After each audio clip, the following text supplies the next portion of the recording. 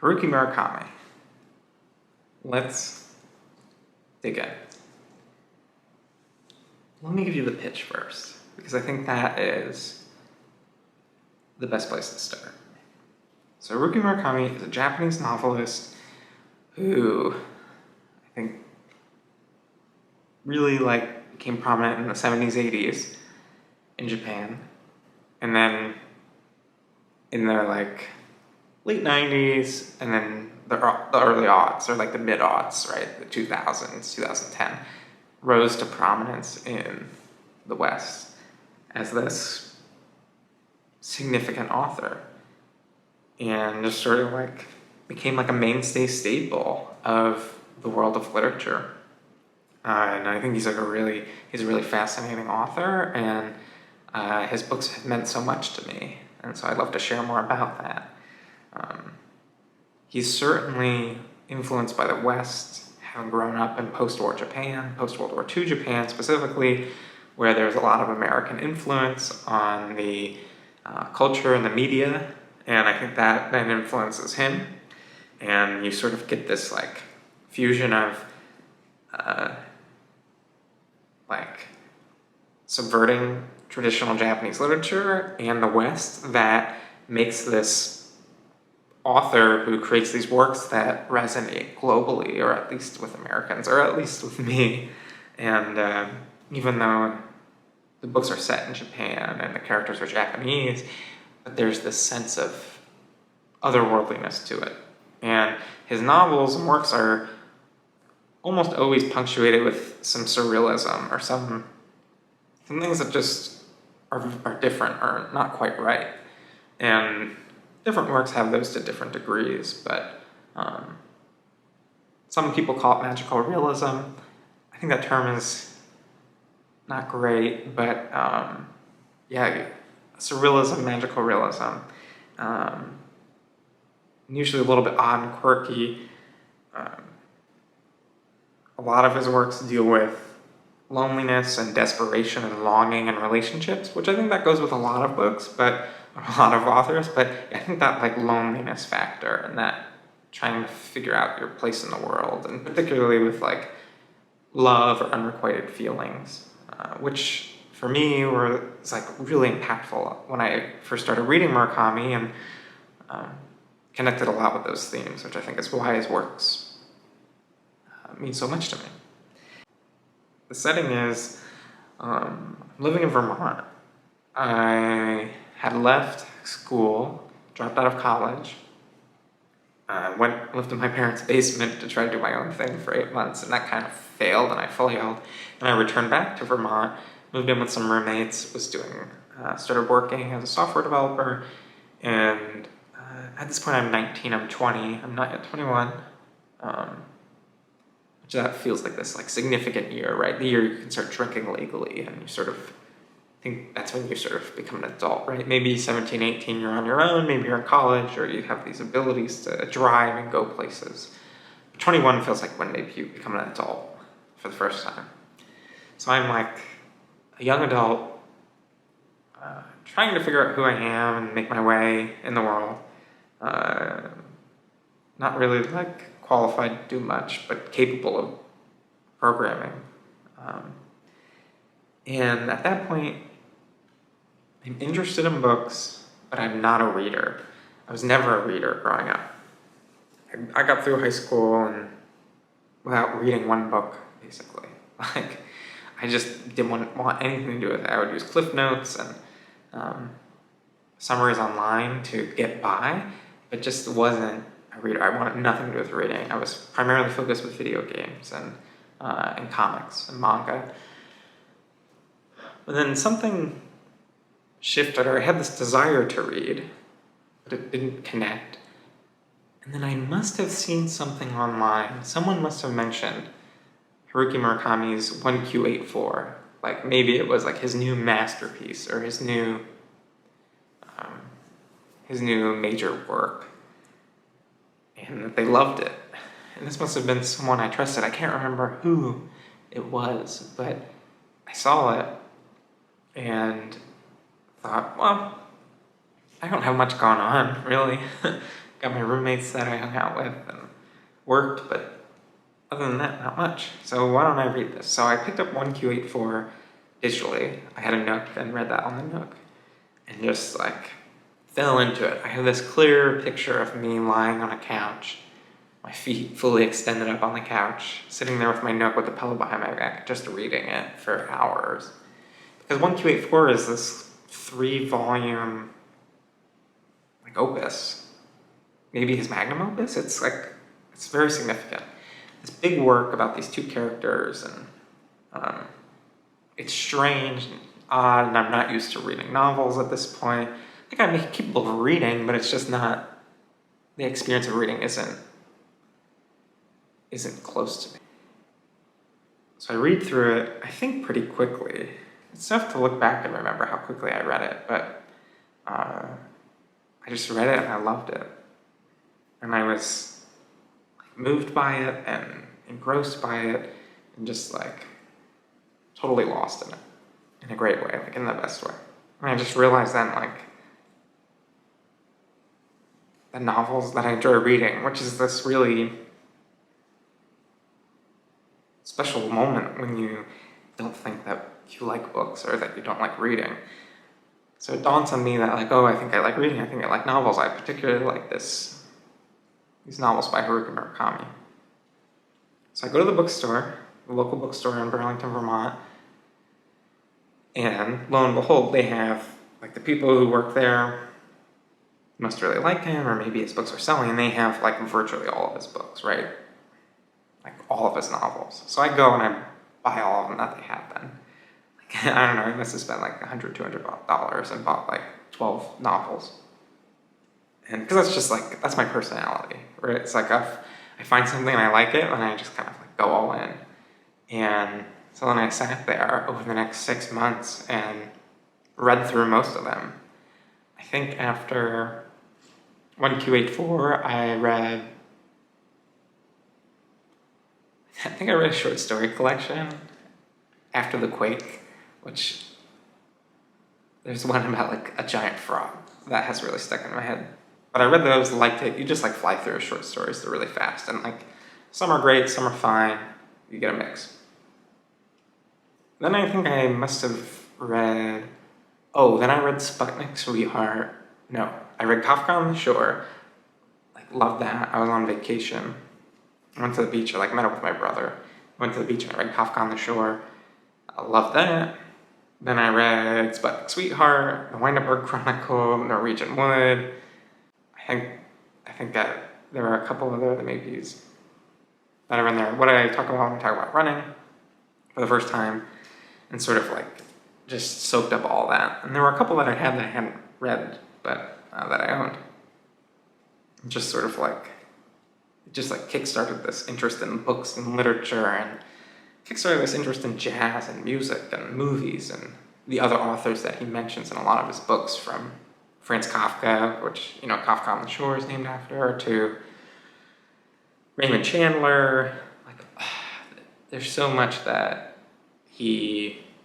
of Western, like, classic literature that he brings up in his books that are impossible to get away from. So that happens, it's like really profound, gets me interested in books and writing and literature and novels, and I sort of like, he stays with me for the next 9 years. I read Colorless Suguru Tazuki in his Years of Pilgrimage, or whatever the full title is, when that came out. And I've tried to keep up. I've fallen behind, haven't read every new release that comes out, and I've gone back and read some of the ones I've missed, like Wing/Pinball, which are his first 2 novellas. Read that when it came out, went back and read Hardboiled Wonderland, After Dark. At some point in there I read like West of the Border, South of the Sun, West of the Sun, South of the Border. I forget exactly what that. I like that book though. It's a nice one. It flies by.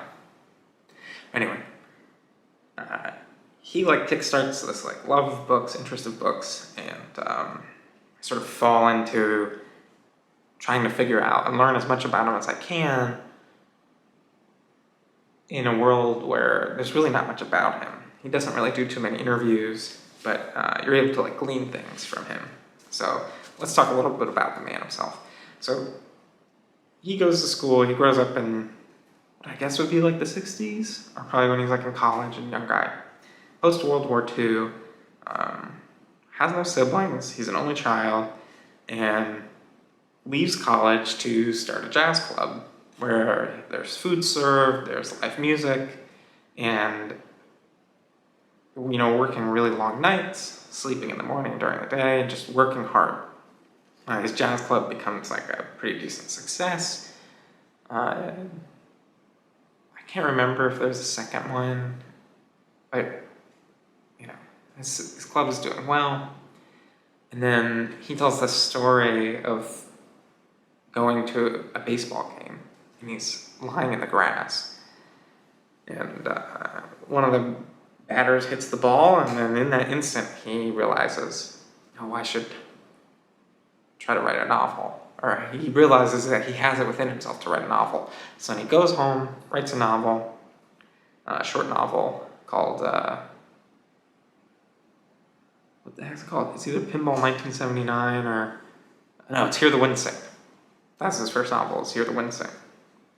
And I think it does well. I think it wins an award for a literary debut award. And then he keeps writing, and his books are doing well. After that, it's Pinball 1979, I think. And then after that is A Wild Sheep Chase. And I think A Wild Sheep Chase is when he writes those first two novels, is getting some success, and then realizes that at this point he's married, he's been married, his wife and him run the jazz club and stuff. Writes those two books while running the jazz club. It's tough, right, because he's working really hard, doesn't have much time. Decides he wants to write A Wild Sheep Chase, this third novel, which is in this loose trilogy called the Trilogy of the Rat, but it's not a trilogy in the usual sense of the book. It's just that there's a character that reappears in them, and he's a pretty minor character, minor-ish. But he realizes he wants to take time away.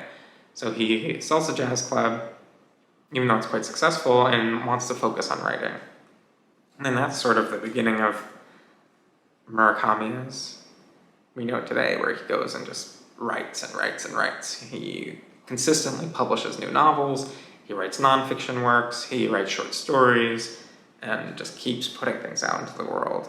And usually they're not himself, right? He's usually not at the center of things. In interviews and media, he's sort of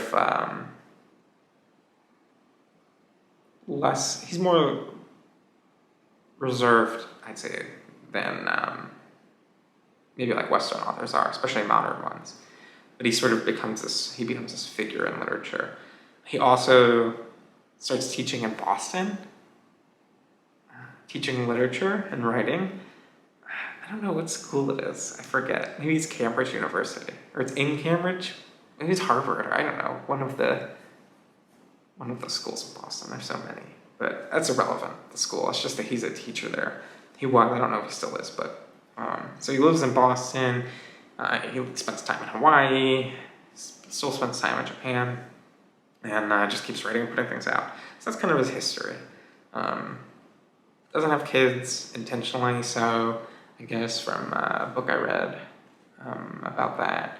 And loves jazz, loves collecting records, writes, and he also translates works, which is really fascinating. He translated The Great Gatsby into Japanese, so he's capable and multilingual and just really does a whole lot of stuff, just extremely prolific. At this point, has published over a dozen novels and hundreds of short stories. So that is that. And then this other key foundation in his life that connects really with me, or I think helped spark this part of my life, is that he is a devoted runner, and he wrote a book about it called What I Talk About When I Talk About Running, where it's less about how to run, and it's more about, it's a diary of him sharing his thoughts on running, and through that you learn about his writing habits and his writing routines, and him living in Boston and Hawaii and running in a marathon, one every year for over 20 years. And you get to know more about him through this book. I love that book. I think if you're interested in running, and you like his works, you're interested in him as a writer, it's this really great fusion of the three. And it kind of reveals more about him, which I like. And he seems like a very humble and dedicated person. So through that, he talks about his distance running, like the type of music he listens to, like Gorillaz and Beck and The Love and Spoonful, and these different different ways he goes about running. And when he started working as a writer full time, he realized that when he went from the hustle and bustle of running the jazz club, where you're moving and active and burning calories, lifting things up and shuffling around and doing things, to then being stationary and writing all day, he noticed he had put on weight and wanted to stay healthy and strong so that he could keep writing. They sort of feed into each other. So he started running. And then that turned into distance running. And yeah, it's just like a really huge aspect of who he is, even though it doesn't really make it into his books. Like, he doesn't really write about runners or running, with the exception of what I talk about when I talk about running, which I like. I like that he has like a really big hobby that doesn't seep into his books, which like jazz does, totally. And so if you're interested in running, that's like this little like side of Murakami you can dig deep into. And I reflect on those books I read, almost 10 years ago. And I've reread some of them. I have more to read still that I haven't read. Wrote them down. Haven't read Dance, Dance, Dance, which is like the 4th book with Rat in it. So that's something I haven't read yet that I would like to. I haven't read the latest novel, Killing Commendatory, and some of the short story collections. So I haven't read those yet, which I will soon. And I hope to soon. But I look back at those novels and I can remember the details and the plot summaries and like the characters, which is pretty impressive for me because usually they start to fade away, but they've really stuck with me. And like his characters and his world and like his perspective on the world and how that's shared through his novels, like really have stuck with me, and I think have aged well. And maybe like there's a bit of like it's all too focused on the male perspective, but I think that's what's really fascinating about Murakami is that like he generally writes about a man and like his experience in life and connections with women and desire and loneliness, and like he doesn't like to him that's like authentic and what he wants to write about. So then you have that trapping, which if you don't like that or are not interested in that, then you're probably not going to like his books. But if that is appealing or interesting to you, or you connect with some of that and the stories and the characters, I think he has this like really wide range then within that, where all of his books, he like goes for it in a way that I can't think of many authors who have published so many novels that like just absolutely go for it. Take an idea and go for it. Do something different with the form, even if it's with similar trappings of like the surrealism and a like single Japanese man like in society. But some of his books do deviate from that, but they're generally very similar. But they're all quite different. Like when you look at Norwegian Wood, which is like the least weird, let's say, traditional like love story novel that's set in the 60s with like a college student falling in love. It's like mass appeal, and that book was his like breakout book.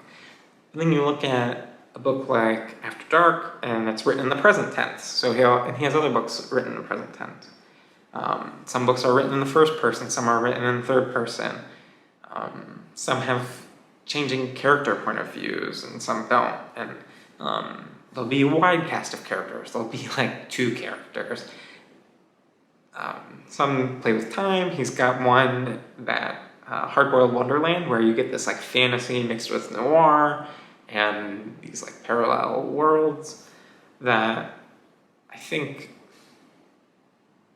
I think that's like this big draw to him for me, and like why he has so many devoted fans, is that you can read one of his books or a couple of his books and really connect with it. But then when you read and dig deep into his bibliography, you see that he has this like tremendous range, and he's not just repeating himself like a one-trick pony. He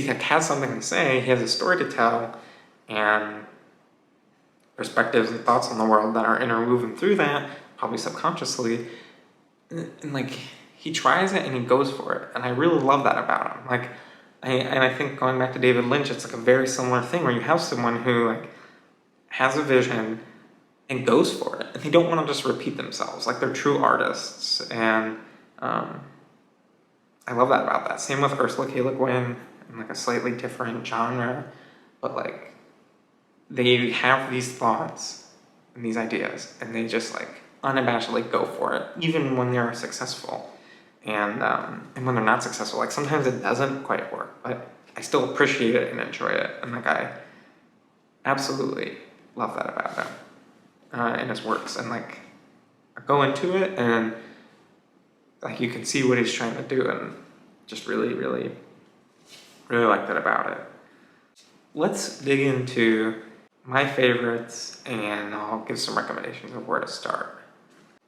I think my favorite, as time has gone on, is A Wild Sheep Chase. That book,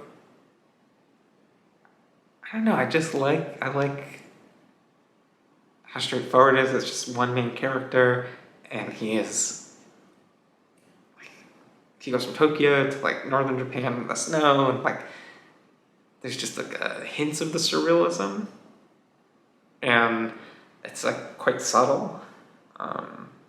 I like that about it. That book to me is like a perfect novel, in that it has aged in my mind well, and I look back on it with such fondness. Also loved Kafka on the Shore. Wind Up Road Chronicle is like fantastic too, and really great. Like, look back on that with a lot of fondness. Same with 1Q84. So those are my like favorites, I would say. Like, I hold them in high regard. But I wouldn't necessarily say to start there. There are a couple of things of where to start with Haruki Murakami.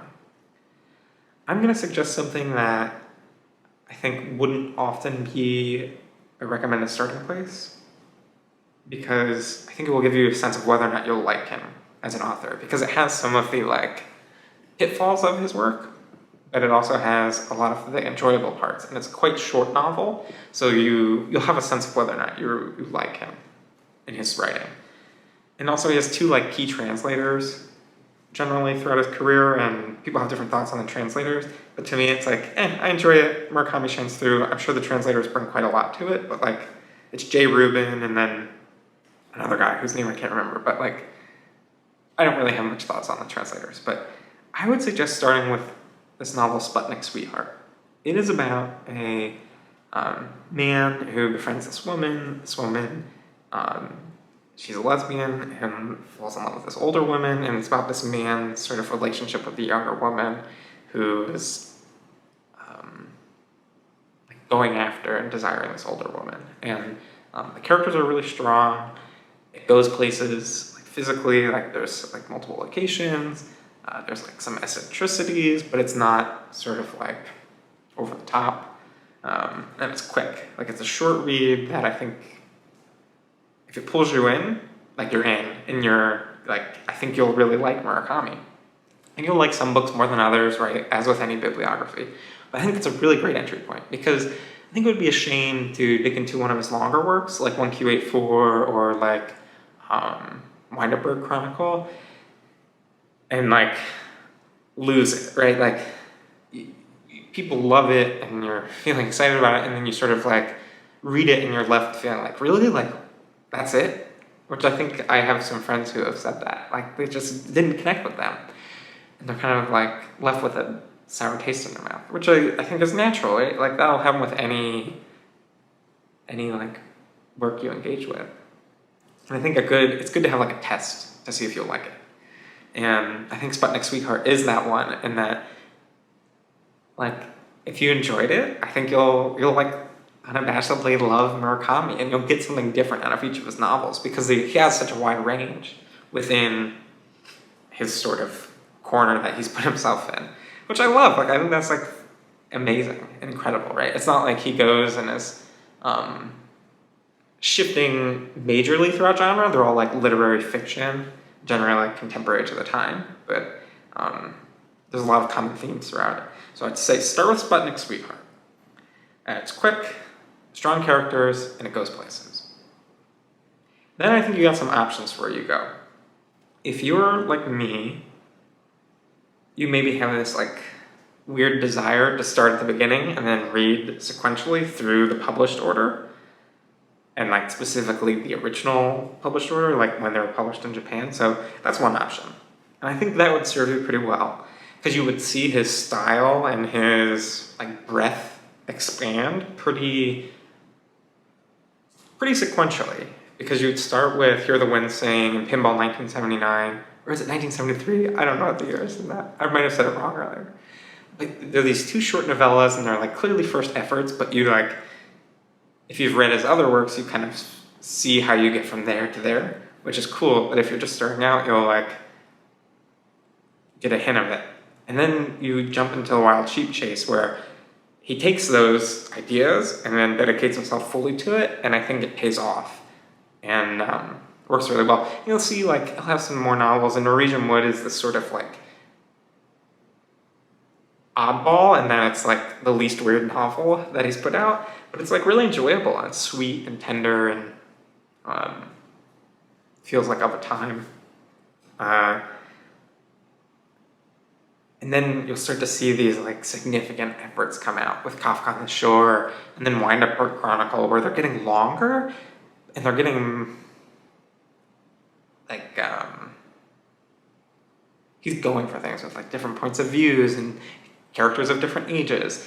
And then you get to 1Q84, which is this like, I think probably his magnum opus, and just like an incredible work. So you could go sequentially. That's one option. And if you know yourself and that's what you want to do, you'll be doing that anyway. So, you know, but I would still say start with Sputnik Sweetheart, because I think that has a bit more polish than those first two, and will give you a better sense of what you're in for. Then I think you could do a couple things. If you're just like looking for a long read and you want to just dig in, and you're like, wow, I love this, I want all of it, go with 1Q84. That's like, I think it's just a fantastic novel. Or similarly, after that, then I would read Wind Up Bird Chronicle. That's probably like quintessential Murakami, and I think a lot of people connect with that work, so that would treat you well. Kafka on the Shore is great. It's like this alternating story between this old guy and this young kid, and like sort of weaving together in a strange way. You got Talking Cats, which, like, there's always cats in Murakami stuff, which is really fun. So those would be like, you just want to go all in, and you're just like, give me like IV feed directly into my blood vessels of Murakami. Go 1Q84, Wind Up Bird Chronicle. If you read Sputnik Sweetheart and you're sort of like,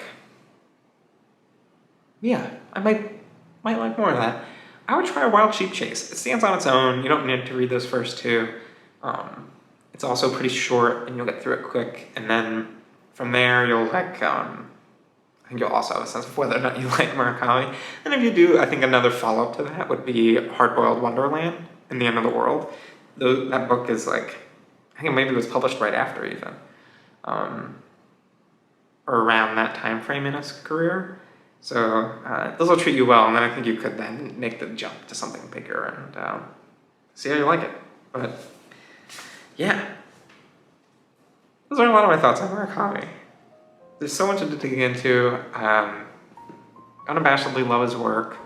I think something that's like interesting about it is that since he is so influenced by Western culture, from jazz to like rock music to movies and literature, that he sort of like, there are these familiar pop culture and like touchstones that even if you're not deeply familiar with Japanese culture and society, like I think he has a sort of outsider perspective, or this like kind of like, yeah, take on it all that feels relatable, even though it's like a totally different culture. So I like that about it. I think he has tremendous range. His books have impacted me in like ways that it just like makes you feel things and think about things, and I'll have these lines and these phrases, which credit probably goes to the translators too, that mean a lot, and I sadly don't have those to share, but like there will be these turns of phrases and these setups and payoffs that don't feel formulaic, but are still really enjoyable. Like it just feels, while it feels like he's influenced by things, it does feel like very unique, and there's just a lot to dig into. So I hope that helped you if you're interested in Murakami and want to know more and how to get started. He's meant so much to me, and I think I would say without question as my favorite author. It sort of sparked my love of literature, and yeah, got more to read, want to read more. Like I want to complete his bibliography, and I'd love to do more in-depth reviews or discussions about his books. So hope to do that in the future. But anyways, thanks.